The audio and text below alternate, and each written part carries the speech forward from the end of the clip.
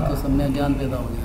नमो अरहंताणं नमो सिद्धाणं नमो आयरियाणं नमो वज्रायाणं नमो लोहि सवसाहुणं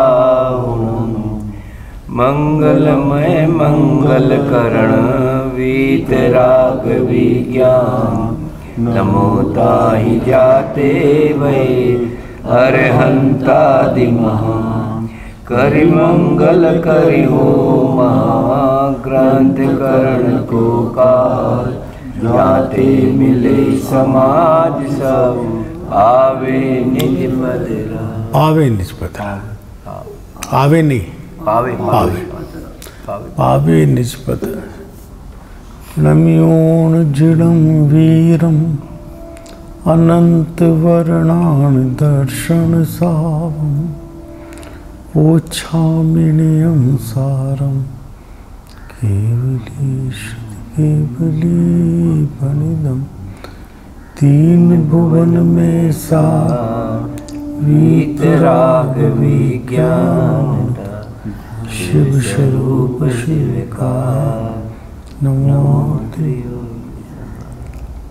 नमो अरहंताणं नमो सिद्धाणं नमो नमो वज्र नमो लोहि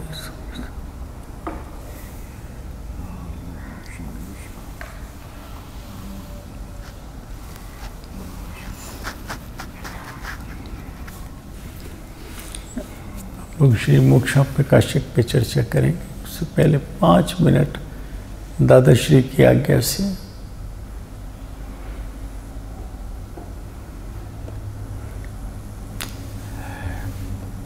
मैं चूँकि दादा बहुत लेट आया तो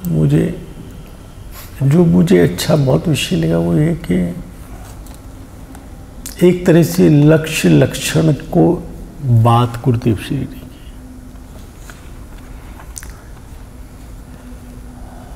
लक्षण किसे कहते हैं सुधीर जी?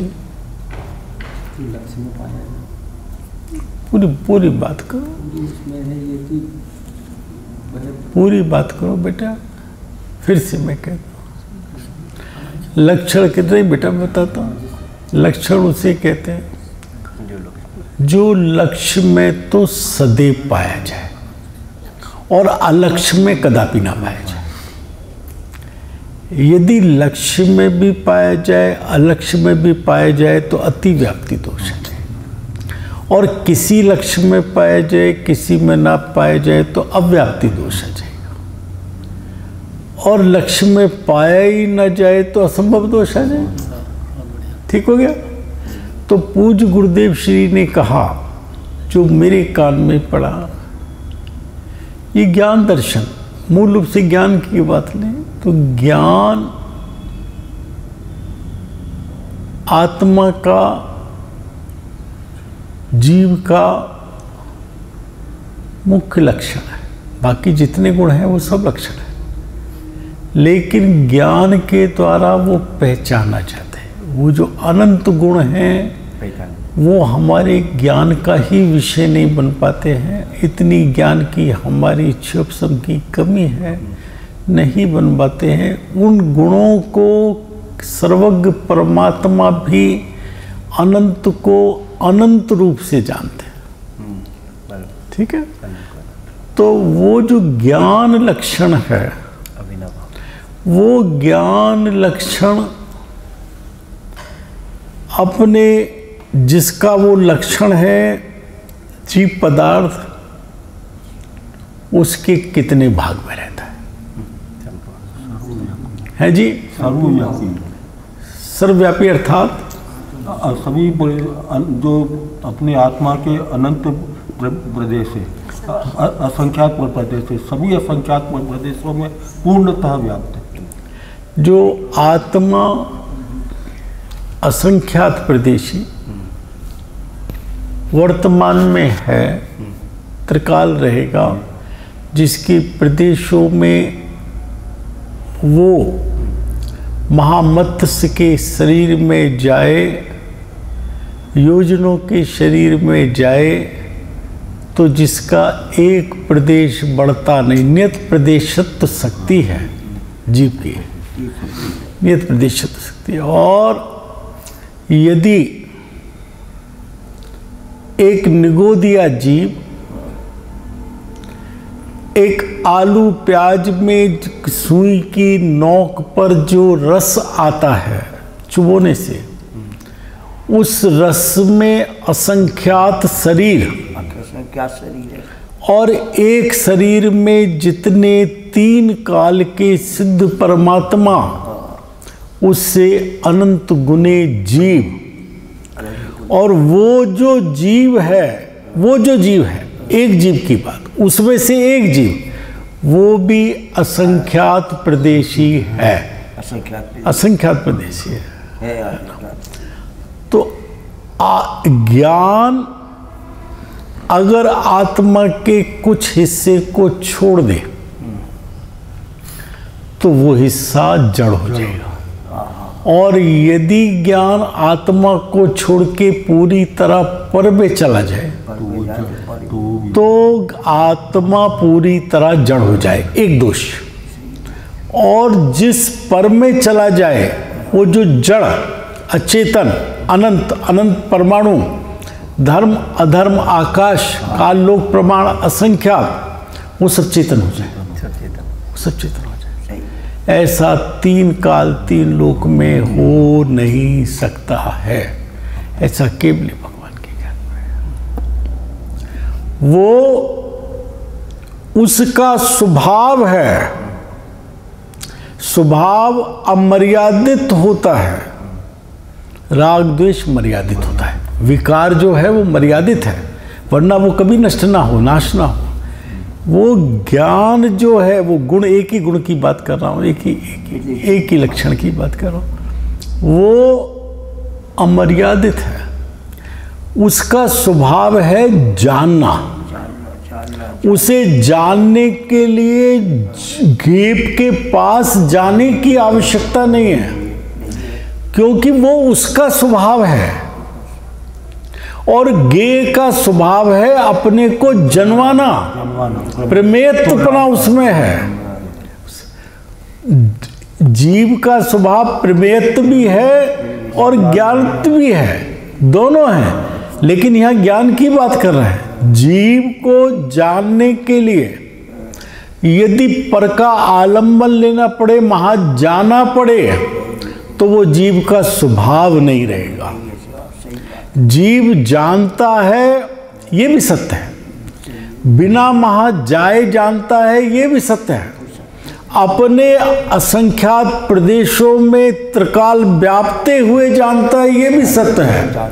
वो जानने का कार्य निगोदिया जीव करे या केवली परमात्मा करे, जिसके 525 धनुष की काया उसी प्रमाण में सिद्ध दशा में विराजमान हुए, वो करे या वो करे, अपने प्रदेशों को छोड़ के नहीं जाएगा। दूसरी बात, जिनको जानता है वो कभी मेरे में आएंगे नहीं, वो वही, उसका भी स्वभाव है ना जनवाना, वो प्रमेत उसका स्वभाव है ना, तो वो अपने स्वभाव को छोड़ के मेरे में नहीं आएगा, वो वहीं से रह के जनवाएगा।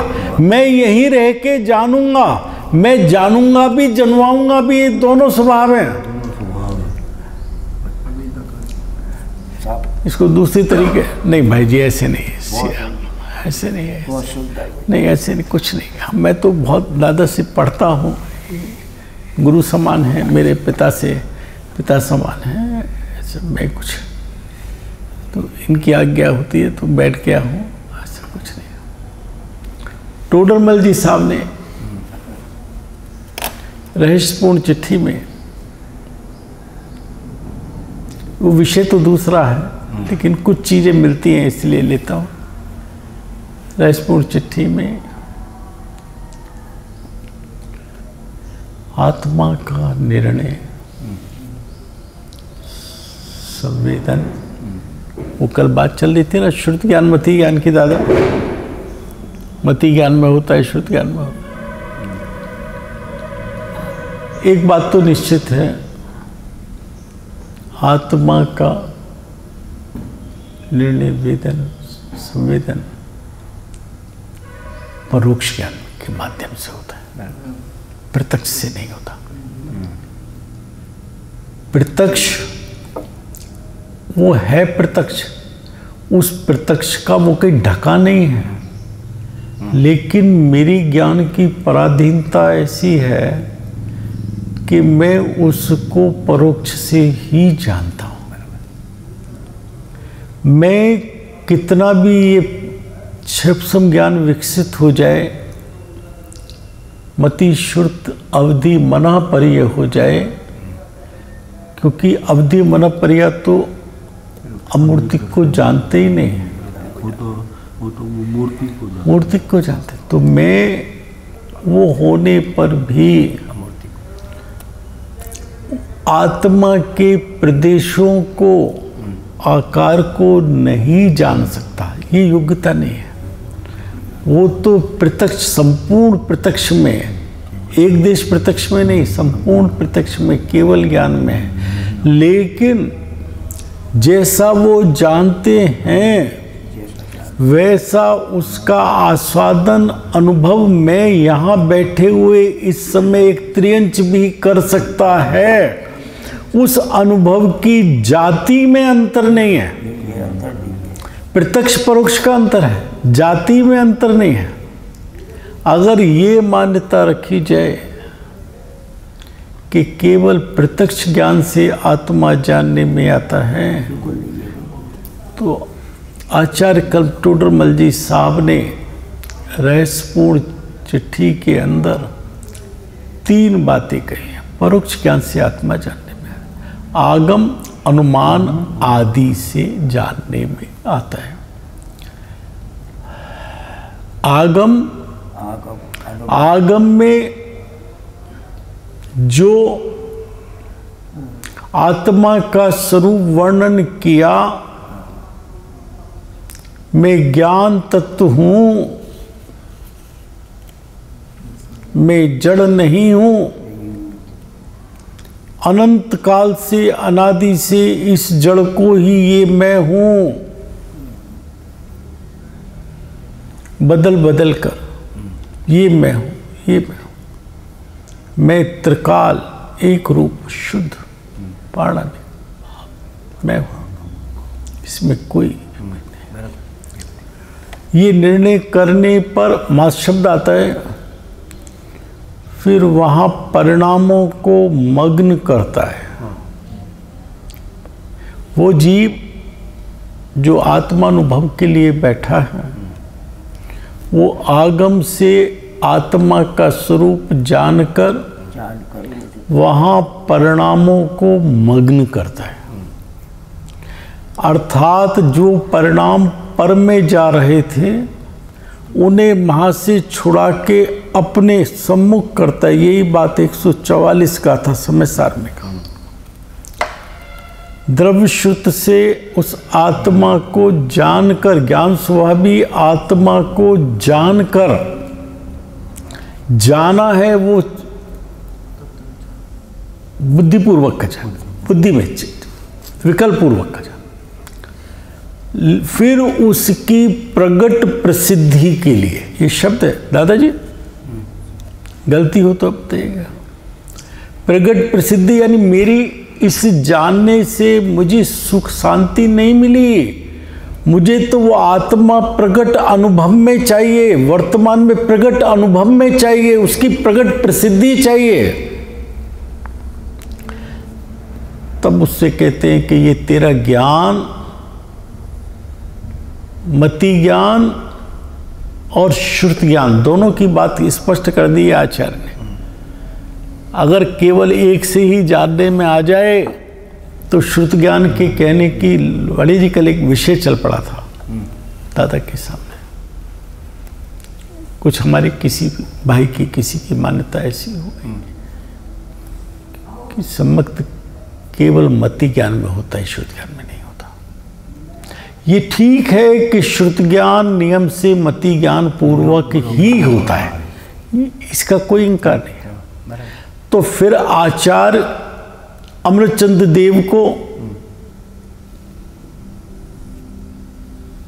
सत्य महाव्रत के धारी को ये कहने की जरूरत नहीं थी कि पहले मति ज्ञान तत्व को आत्मसन्मुख कर, उससे काम हो जाता। फिर कहा है जो आकुलता को उत्पन्न करता है वो श्रुत ज्ञान, मैं एक हूँ, मैं अनेक हूँ, मैं शुद्ध हूँ, मैं शुद्ध हूँ, 20 कलश 22 कलश का, वो जो विभिन्न तरह की अकुलता को उत्पन्न करने वाले उस शुद्ध ज्ञान को भी सब तरफ से समेट कर उधर ला। यानी दोनों की जरूरत पड़ गई ना दादाजी, दोनों की जरूरत पड़ गई ना, लिया है ना। तो आगम से फिर उसकी प्रकट प्रसिद्धि के लिए जो अनादि से मैं पर का, शरीर का, जड़ का, बाहर का अवलंबन, देव शास्त्र गुरु का अवलंबन, जिनवाणी का अवलंबन, उसको भी छोड़कर एकमात्र जिसके मुझे जहाँ बिठाना है, समाना है, उसका आलंबन कर। एक अगर यहाँ नहीं हुआ है तो फिर बात कहिए तर्क से, वहीं पर दूसरे नंबर पे तर्क से कि जहाँ जहाँ ज्ञान, ये वाली बात ले, जहाँ वहाँ ज्ञान वहाँ वहाँ मैं जीव आत्मा, जैसे सिद्ध परमात्मा, जहाँ पे वो वहाँ पे मैं, वो ज्ञान जहाँ पर है वहाँ तक है मैं हूँ। और जहाँ ज्ञान नहीं वहाँ मैं नहीं, आत्मा नहीं। जैसे मृतक कलेवर, वर्तमान में भी इसमें ज्ञान नहीं, ये वर्तमान में मृतक कलेवर है। मैंने उस समय इसे मृतक कलेवर जाना है, इस समय मृतक कलेवर, मैं इसमें अब भी नहीं हूं। मैंने सुधीर जी भेद ज्ञान की बात की थी ना 2-4 दिन पहले। भेद ज्ञान में किसी दो वस्तुओं से भेद ज्ञान करने नहीं जाना है। जो जिनके अंदर ऑलरेडी भेद है उस भेद का ज्ञान करना है। उस भेद के ज्ञान का नाम, अभेद को भेद करके ज्ञान नहीं करना है, और भेद को अभेद करके ज्ञान, जैसा है उसको वैसे जानने का नाम भेद ज्ञान है। तो इस प्रकार तर्क से जानकर वहां परिणामों को मग्न करता है, वहां फिर शब्द है मग्न करता है। और फिर तीसरी बात कहते अथवा, पहला फिर दूसरा अथवा, फिर तीसरी बार अथवा, स्मृति से, जिसे आगम से जाना था, जिसे तर्क से सिद्ध किया था, प्रमाणित किया था अपने विकल्प में, उसको स्मृति में लाकर कि ये ही मैं हूँ, इसके अलावा मैं नहीं हूँ, ऐसा लाकर वहाँ परिणामों को मग्न करता है। 3 बार आज दादा परिणामों को मग्न करता है। तो हमारे गुरुओं ने, आचार्यों ने, पूज्य गुरुदेव ने, भगवान ने इतना स्पष्ट कर दिया है। हम फालतू में विवाद करें, अरे जिनवाणी खोल के देखो ना। दादा मेरे बच्चों ने मुझसे पूछा कि हम जो मंगलायतन में भी साधु आते हैं, मुनिराज, नमन करे न करे। मेरे बच्चों अक्सर ये प्रश्न उठता है, क्योंकि पहला अधिकारी पढ़ाता हूँ उनको, कुछ करता नहीं हो, शक्ति भी नहीं है। मैंने उनसे कहा बेटा आज के बाद ये प्रश्न नहीं करना, ताऊ जी से नहीं करना, लुवाड़िया जी से नहीं करना, सुधीर जी से नहीं करना, किसी विद्वान से नहीं करना, जिनवाणी वहाँ से पूछना। मैं तुम्हें अपनी मान्यता से कुछ दूसरा उत्तर भी दे सकता हूँ। जिनवाणी माँ कभी गलत नहीं कहेगी। उससे पूछना कि मैं क्या कर सकता हूँ। पहला और छठा अधिकार पढ़ लेना, फिर कुछ जरूरत नहीं, कोई जरूरत नहीं। ये सब कुछ बताते हैं। त्रिकाल बोधनी इसको कहा है। नित्य बोधनी कहो, त्रिकाल बोधनी कहो, एक ही बात है। चलें अपने चालू विषय पे आ जाए।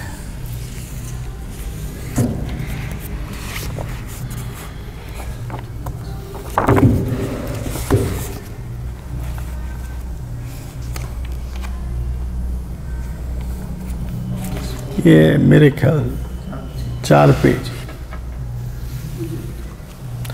दादा कुछ घोड़ी और रखवाऊँ, कोई इसे ऊंची रखवाऊँ तो?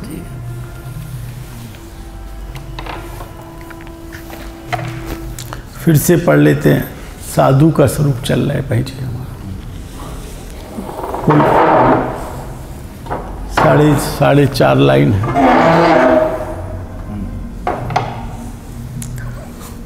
कल वैसे 3 लाइन हो गई थी।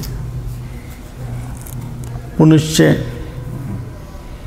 इन 2 पदवी धारकों के बिना, इन 2 पदवी अर्थात आचार्य और उपाध्याय नाम की 2 पद जिनको मिले हुए हैं और किसी से पॉलिटिकली दबाव में नहीं, उनकी योग्यता से उनको पूर्वाचार्यों ने वो पद दिए हैं, अधिकार दिए हैं। उनके अलावा मुनि संघ में जितने हैं उन सबको मुनि संज्ञा है, मुनि पद के धारक, मुनि पद के धारक हैं तथा जो आत्म स्वभाव को साधते हैं। मुख्य काम क्या, कल ये चर्चा भी आई थी दादा, यहाँ पे 4 जगह पे ये चर्चा आ गई है। पहले आचार्य उपाध्याय साधु का सामान्य स्वरूप, फिर आचार्य का स्वरूप, फिर उपाध्याय का स्वरूप, अब साधु का स्वरूप।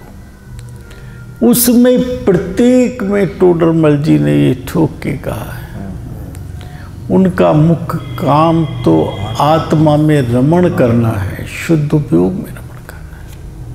वो जितनी देर शुद्ध उपयोग से निकलते हैं उन्हें लगता है मैंने अपनी प्रतिज्ञा का छेद किया है, क्योंकि समस्त सावध योग को त्याग कर अपने में रहने की जिस समय दीक्षा लेके गुरु से जनेश्वरी दीक्षा अंगीकार करके बैठे थे ध्यान में, 3 चौकड़ी कसाय का अभाव 7वां गुण स्थान प्रकट यानी मुनि धर्म प्रकट करने के लिए उस समय ये प्रतिज्ञा लेके बैठे थे कि प्रभु मैं अब बस आ गया हूं तेरे पास। ये अर्घ समर्पित करके प्रभु निज गुण का अर्घ बनाऊंगा और निश्चित तेरे सदरस प्रभु अरहंत अवस्था, मैं ऐसा निश्चित करके, लेकिन मैं नहीं टिक सका। वो जो संजुलन कषाय का रागांश था, वो राग अंश का दोष नहीं है, दोष मेरा है, मेरे पुरुषार्थ की कमी थी कि मैं गिर के मैं नहीं आया, मैं 6 में आया या 7वें से आया या 7वें में गया ही नहीं, 5वें में रह गया या 4थे में रह गया या मिथ्यात्व में रह गया, कहीं भी। लेकिन वो उसके लिए अगर वो 7वें में आकर फिर 6ठे में आए तो वो से अपनी प्रतिज्ञा में छेद मानते हैं। वो मानते हैं वो जो शुभ विकल्प है उस समय पंच महाव्रत का 28 मूल गुण का, उसे धूर्त अभिसारिका कहा है। महादुख संकट निकट है। वो जो शुभ भाव आया है, जैसे वो धूर्त अभिसारिका एक सज्जन पुरुष को फंसा लेती है, इस तरह ये शुभ भाव जो कुछ ही क्षण में ऊपर जाने वाला था, त्रिलोक पूज्य होने वाला था, उस शुभ भाव के फेर में वो नीचे आ गया। 3 चौकड़ी कषाय के अभाव को छोड़कर 1 चौकड़ी कषाय के अभाव में रह गया। महादुख संकट निकट है। किसकी बात है? भावलिंगी संत की, जो नियम से वैमानिक देव में जाने वाला है, और सागरों तक वहाँ रहने वाला है और हर तरह की दुख व्याधि से दूर होकर भोग जितने भी सुख बाह्य कहलाते हैं उन सबको भोगने वाला है और अपने अंतरंग के अंदर भी सुख की गटागटी यानी कि चल रही है एक चौकड़ी कषाय के अभाव पूर्वक की। उसके लिए आचार्य देव कहते हैं महादुख संकट निकट है। अभी तक 3 चौकड़ी कषाय का अभाव करके केवल संजुलन मात्र कषाय थी। वहां पर एक चौकड़ी कषाय रह गया, संयम धारण नहीं कर सकता, ब्रह्मचर्य धारण नहीं कर सकता और सागरोत्तम उसी तरह से उसका नियोग है, जलना पड़ेगा, उस भट्टी में जलना पड़ेगा। 7वें से चौथे स्थान में वो चौथे से आगे जा ही नहीं सकता। एक त्रियंचु उससे बेहतर हो जाता है जो 5वें गुण स्थान तक जा सकता है। नारकी और देव चौथे से ऊपर नहीं जा सकता। लेकिन हम उनकी बात क्यों कर रहे हैं भाई जी? हम कहां तक जा सकते हैं? हम उनकी तो बता रहे हैं कि वो वहां तक जा सकते हैं, दुख संकट निकट है अभिसार का के उसमें फंस गए हैं, और हम चारों गतियां खुली है, मोक्ष भी जा सकते हैं, कोई क्षेत्र और काल बाधक नहीं है भाई जी। क्षेत्र और काल बाधक नहीं है कि भरत क्षेत्र में जन्म लिया है, पंचम काल है, मोक्ष नहीं जा सकते। सचिन जी ऐसा नहीं है, श्रद्धा कर सकती है ना। नहीं मैं तो कह रहा हूँ मोक्ष क्यों नहीं जा सकते? जा सकती है। नहीं क्यों नहीं जा सकते? आपने कहा श्रद्धा करते, श्रद्धा करने की तो मनाही नहीं है ना। श्रद्धा तो सिंह भी कर सकता है, बिल्ली भी कर सकती है। आपकी विशेषता क्या है?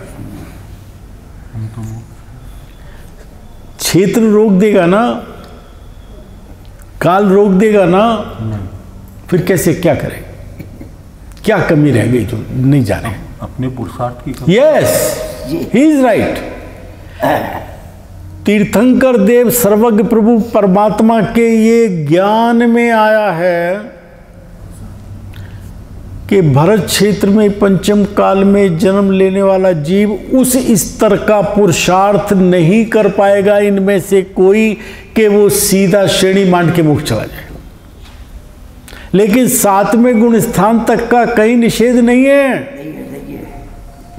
तो मैं अपनी बात क्यों ना करूं?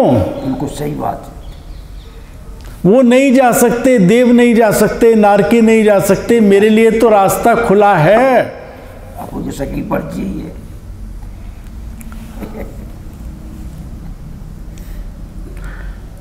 देखो भाई, गुरुदेव ने तो यहां तक कहा है कि यदि कोई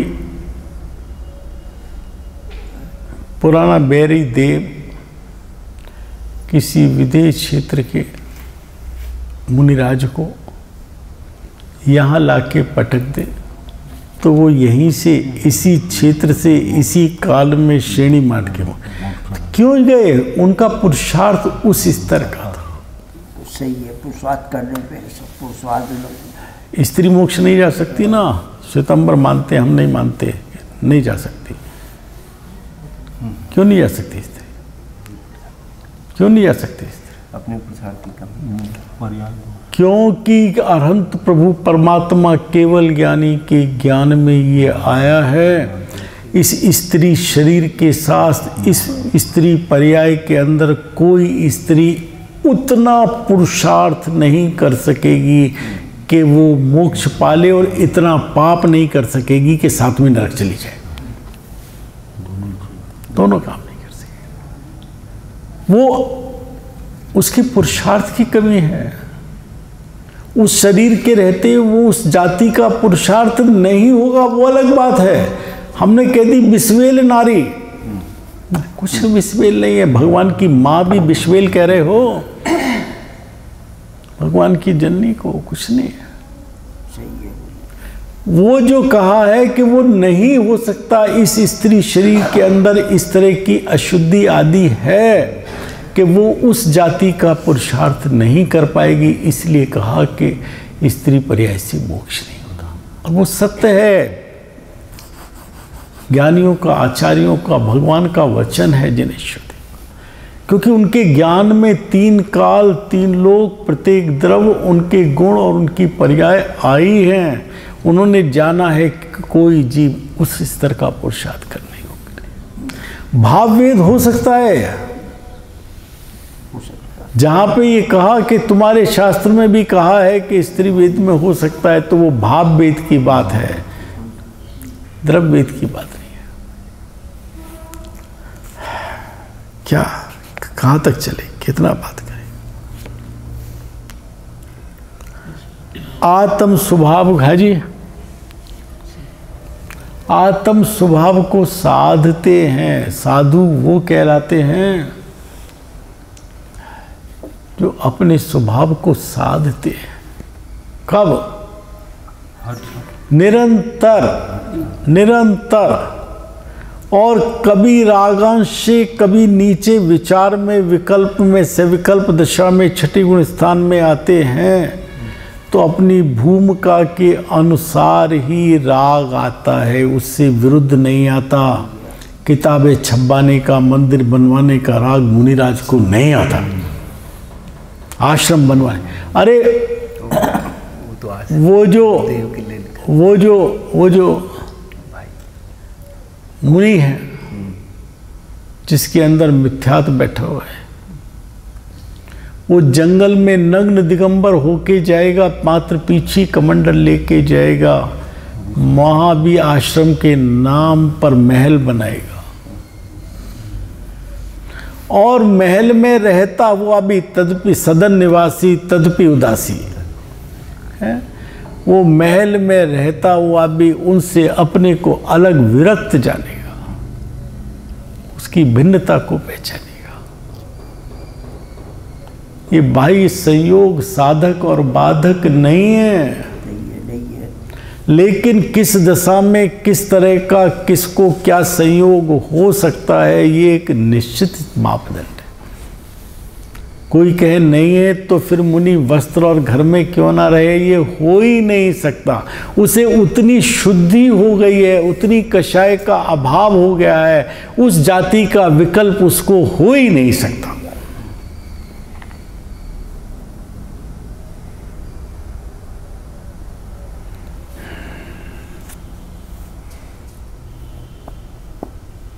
जैसे अपना उपयोग परद्रव्य में इष्टनिष्ठपना मानकर फंसे नहीं, भागे नहीं, परद्रव्य की ओर झुके नहीं, आलम्बन न ले, आश्रय नहीं ले, अपने से भागे नहीं, निकले नहीं, क्योंकि इष्ट अनिष्ट मानेगा।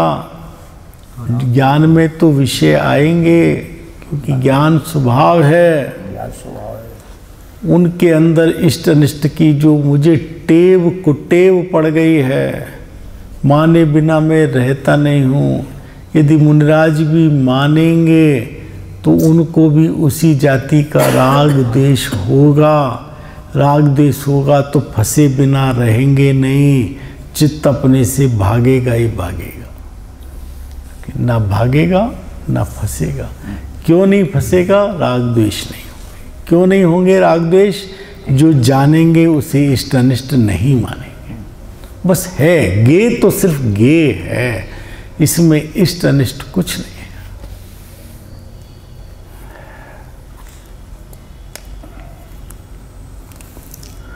है। वैसे अपना उपयोग साधते हैं और बाह्य में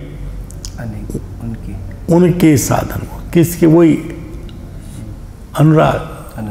किसके साधनभूत? साधनभूत कहो या अनुराग कहो, किसके जो उपयोग अपने में टिके, उनके साधनभूत। जो छठे में आया है वो सातवें में आए, उसके साधनभूत। उनके साधनभूत के अंदर जो है वो देवशास्त्र गुरु का भेद विकल्प नहीं है, सात तत्वों का विचार नहीं है, वो तपश्चरण आदि है, पंच महाव्रत का भाव है, 28 मूल गुण का भाव है। बस उनमें साधनभूत तपश्चरण आदि क्रियाओं में प्रवर्तते हैं, और प्रवर्तते हुए उनको कभी मोक्ष का कारण नहीं मानते हैं, धर्म नहीं मानते हैं, शुभ राग मानते हैं, हे मानते हैं, संसार का कारण मानते हैं, जगपंथ मानते हैं। तथा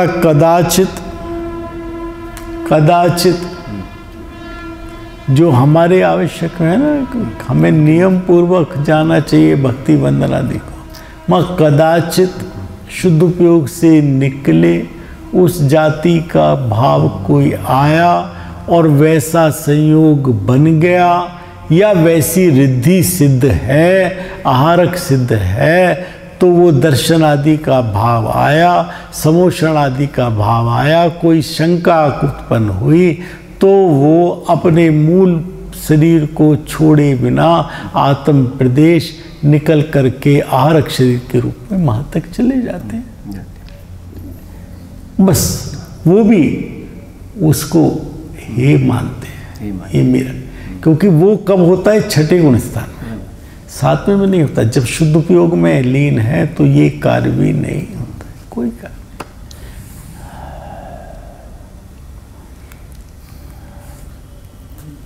और भक्ति भी करते हैं, वंदना भी करते हैं, लेकिन करते के बाद भी वो तो ऊपर वो वाली बात आ गई थी ना, आहार विहार आदि कार्यों में भी पढ़ते हैं। योग्य आहार और योग्य विहार। योग्य विहार क्या कहा है?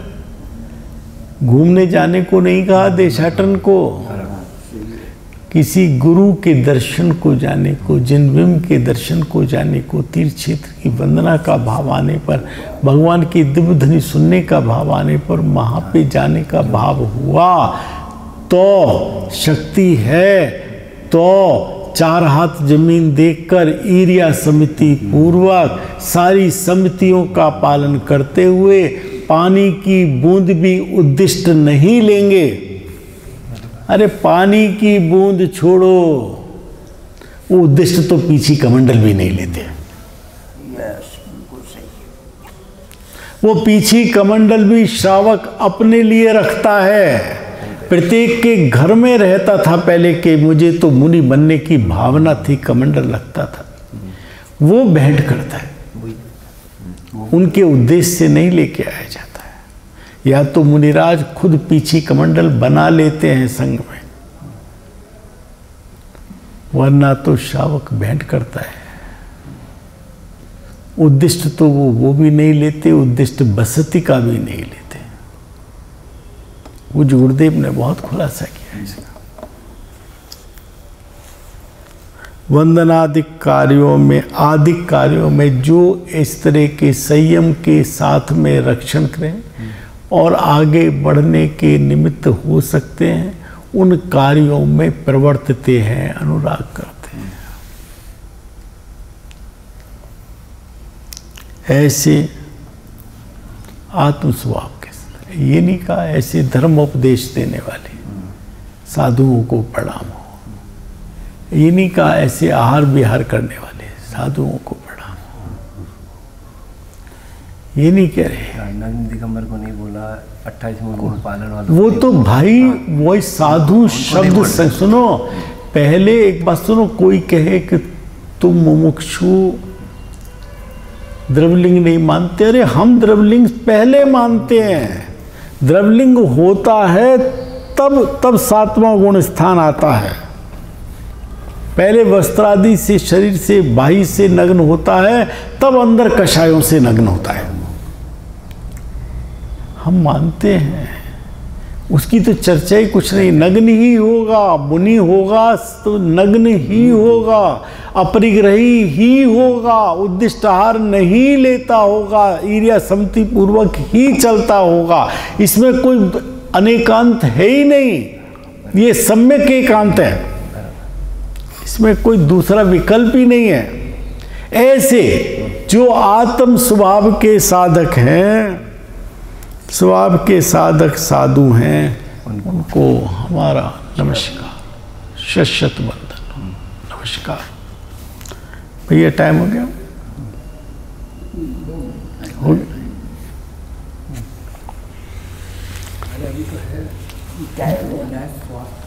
अभी क्या है जी, वो नहीं 10 है ना, अभी है 10-15 मिनट है। जो आज्ञा था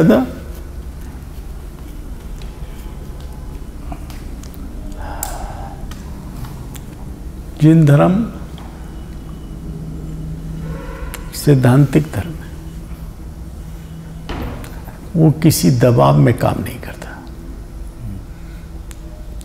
हमने अरहंतों को वंदन किया, नमस्कार किया, सिद्धों को वंदन किया, नमस्कार किया। उसके बाद आचार्य उपाध्याय साधु का वंदन किया, नमस्कार किया। क्यों नमस्कार करें?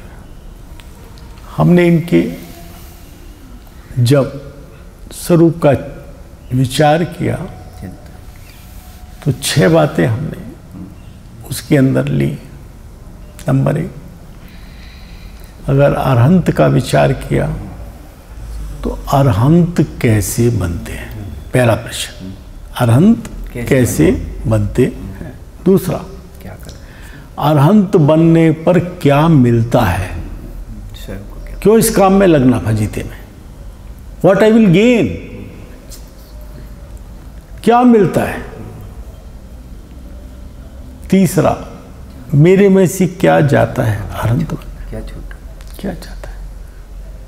मिला तो छूटा। चौथा, मेरी अंतरंग दशा कैसी होगी? पांचवा, मेरी बहिरंग दशा कैसी हो? और छठाई, मेरे नमस्कार, मेरा सर उनके आगे क्यों झुके? मेरा हित क्या है? क्यों नमस्कार करें? इंद्रगण दरादी करते हैं इसलिए करूं मैं नकल करूं? मेरा प्रयोजन क्या है, हेतु क्या है, मैं क्यों नमस्कार करूं? तो यहां पर अब टोडरमल जी साहब ये बात बताने के बाद हर जगह तो खुलासा किया है हर एक के में नमस्कार से। यहाँ पर कहते हैं कि इन सब का पूजने का कारण क्या है, ये पूज्य क्यों है, मेरा माथा इनके आगे क्यों झुके? दादा आपको बड़े पसंद है ना शेर, इसलिए सुनाता हूँ। अरे बहुत जोरदार बात है। जो हर दर पे झुक जाए उसे सर नहीं कहते, जिस पे हर सर ना झुक जाए उसे दर नहीं कहते। तो यहाँ पे जो सर झुकता है पंच परमेष्ठी के आगे, ये वो सर नहीं कि सबके आगे झुके, कट जाए लेकिन झुके नहीं। तो वो जो झुके उनमें क्या देखा, क्या पाया, जिसके कारण उनको मैंने पूज्य माना, उन्हें अर्घ चढ़ाया, उनकी पूजा की, उनकी स्तुति की, उनकी आरती उचारी, उनका वंदन किया। आरती का मतलब वो दीपक वाली आरती नहीं है। आरती माने स्तुति, गुणगान, उचारी माने कही, क्रिया का नाम नहीं। भाव का नाम। कहूँ आरती भारती, माँ भी कहूँ कहा है, करूँ नहीं तो है। करूँ नहीं है।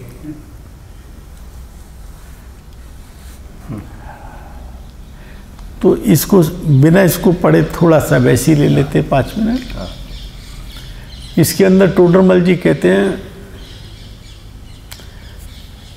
ये धर्म का मार्ग है। इस धर्म के मार्ग में पूज्यत्व का कारण होता है ज्ञान की अधिकता और राग आदि की हीनता। जिसमें ये चीज पाई जाए उसको निसंकोच होकर सर झुका देना। ज्ञान की अधिकता, ये मात्र क्षेपसम ज्ञान मेरे पिता कहते थे। मेरे पिता कहते थे पुण्य कर्म पुण्य भाव, पुण्य की सामग्री और क्षैपसुमी ज्ञान का उघाड़, ये धर्म की प्रकटता, वृद्धि और पूर्णता किसी में कोई कार्यकारी नहीं है। और पूरे फिर उदाहरण देते थे कहाँ पाप का सामग्री है, पाप का उदय है, पाप का भाव है नरक में, पुण्य का भाव कहाँ है, राजा महाराजा में क्या है, कितना ज्ञान है, अवधि ज्ञान है, वो सब देते थे। उससे कोई धर्म का संबंध नहीं है। ज्ञान की निर्मलता, अधिकता अर्थात ज्ञान की निर्मलता, जिसे सम्यक ज्ञान का, जिसे कहा ना वीतराग विज्ञान, विज्ञान अर्थात विशेष ज्ञान, विशेष ज्ञान अर्थात सम्यक ज्ञान। और वो सम्यक ज्ञान जब भी होगा सम्यक दर्शन सहित होगा, और वो दोनों हो और वीतरागता ना हो, उस जाति का राग ना घटे और वैराग उत्पन्न ना हो। अस्थि से वैराग और नास्ति से वीतरागता, राग ना घटे, ये तीन काल में हो नहीं सकता है। ज्ञान दर्शन का संबंध हमेशा राग के घटने और वैराग्य का बढ़ना साथ साथ होता है। मैं भोगों में भी लगा रहूं और मैं धर्मी भी हूं, वो हो देखने में आ सकता है, 96,000 रानियों का साथ हो सकता है, लेकिन वो लगा नहीं है, दिखता है।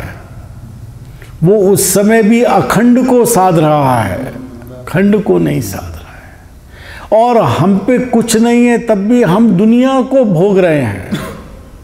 एक परमाणु मात्र नहीं, लेकिन अगर एक परमाणु को भोगने का भाव है तो पूरे विश्व को भोगने का भाव। तो यहाँ पे कहते हैं टोडरमल जी साहब, जहाँ ज्ञान की, सम्यक ज्ञान की अधिकता, ज्ञान की विशेष निर्मलता और राग की कमी है, हीनता है, वो पूज्यत्व का कारण है। और जिनको हमने 5 को पूजा है, उनमें अरहंत और सिद्ध तो पूर्ण ज्ञान की प्रकटता है, केवल ज्ञान की प्रकटता है, और मोह का तो अभाव हो गया है। 12वें गुण स्थान में राग का अभाव हो गया है, इसलिए उन्हें तो पूर्ण पूज बना है, पूर्ण पूज बना है।